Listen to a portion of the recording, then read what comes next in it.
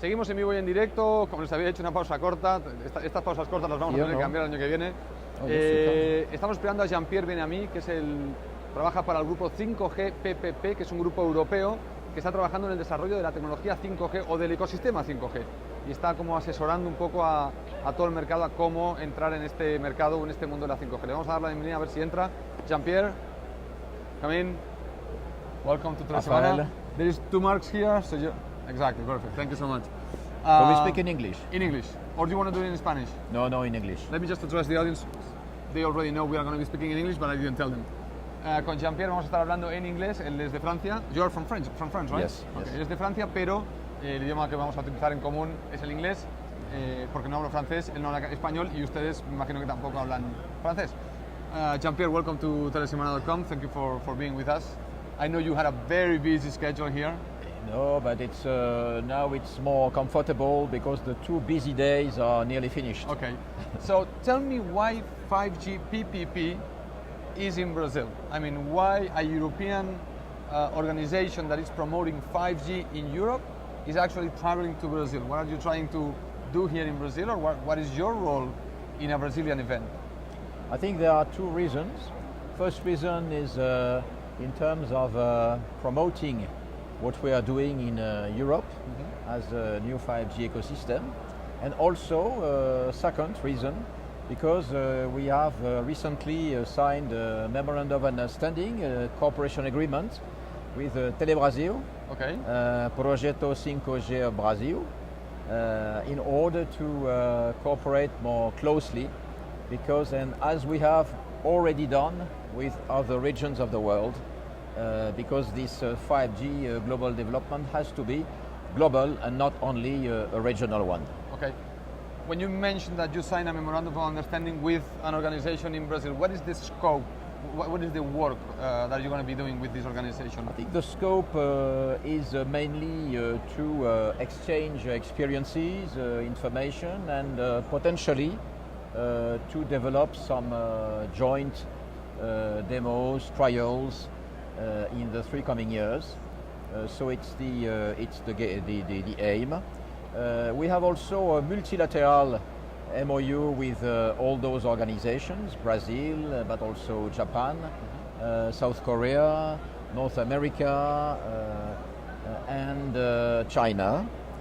So we organize with all those organizations, we organize 2 global 5G events a year. Okay. And Brazil will be one of the organizers next year. Excellent. When? Do you know the date? In October. In October next year? In October 2018. Within this Congress, or? Perhaps. I think it could be joint with this Congress or separate.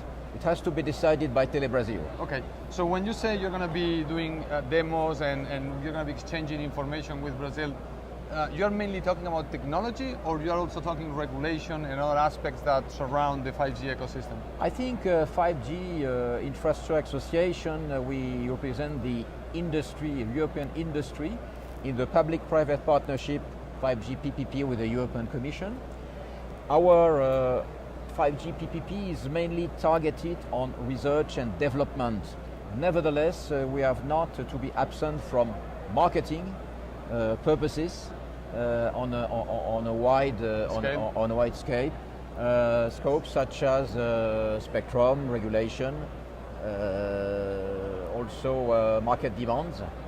So it's of course a part of the ecosystem that we are shaping. Okay. Now, do you think Brazil? I mean, some of us think that 5G is too soon to be discussed in Latin America. Not that we don't have to talk about it. I mean, the technology is fine, and obviously we need to learn about it. But obviously we feel that we are very immature in Latin America overall, in general terms, to discuss 5G. Why do you think this year was the right year to start promoting 5G here? And you're saying that next year you're going to be doing demos and things in an event here. So why do you think this is the right time, the right timing? I think it's the right time because it's a long process and it's a progressive process. It's not something one shot. At first there will be phases in 5G. At first, in the standardization domain, there will be 2 main phases with the 3GPP. And also in terms of deployment, it will be gradual, depending on the cases, on the regions, beginning in hotspots in urban centers, but also with applications in rural territories, with remote locations or farms, or with fixed wireless access, for instance, being a good solution. So it will be progressive, and it's important to work together, and that Brazil takes part in the standardization and in the joint demos and trials. Okay. Now, when you, in Europe, I don't know how is the situation in Europe. I'm hearing some operators in the US and Europe saying that the implementation of 5G should be totally different to what we have seen with 4G and 3G. I don't know if you've heard the same, and if so, what does that mean? I think indeed what is sure is that 5G is an ambitious project, and at least in Europe we have an ambitious vision for 5G as a complete, let's say, new platform and a complete new ecosystem. Notably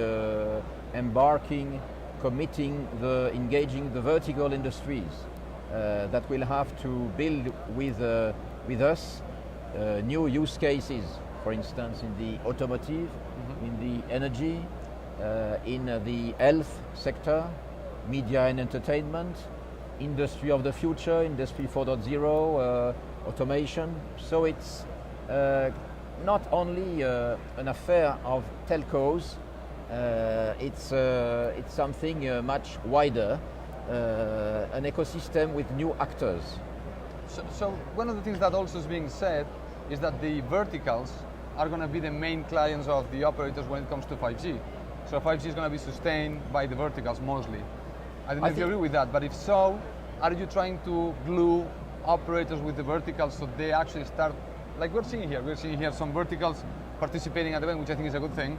If the future is, the verticals for the operators, obviously they need to be together. I don't know if 5GPP is also... Yes, of course. We have initiated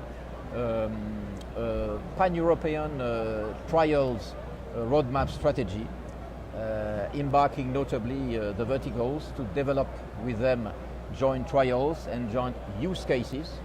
And we have the example of automotive. We have, independently of the 5G Automotive Association, we have a specific project, 5G car and work group. Certainly there will be specific industry 5G use cases, but also for the consumers.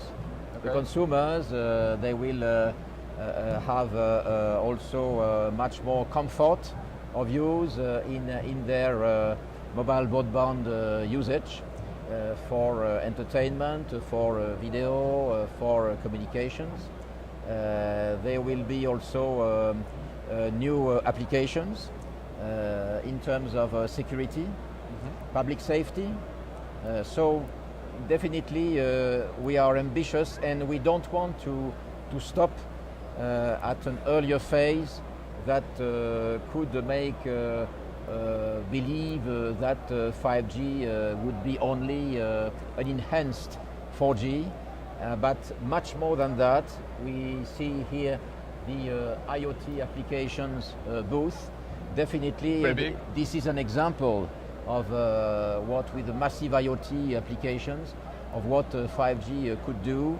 But for that we need to pursue the research towards much less latency, much more reliability, high-speed mobility, reliability in high speed, and also these critical communications experience. Okay, excellent. So we're going to keep eye on you on 3GPP here in Brazil with your partner to see what the new developments are. 5G. What did I say? 5G. But what did I say? You say 3GPP. I said 3GPP. But you know 3GPP. They have kept 3G because it's an evolution. Yeah. And that just messed up with a different organization. 5GPP. Yes, and with represented here by the 5G IA, exactly. 5G Infrastructure Association. Excellent. Of the industry. We will catch up at Mobile World Congress, which I'm pretty sure you will have new announcements there. Definitely, and we will have a booth there, and we will be very happy to welcome you, Rafael. Okay, excellent. Thank you so much, Jean-Pierre, as always.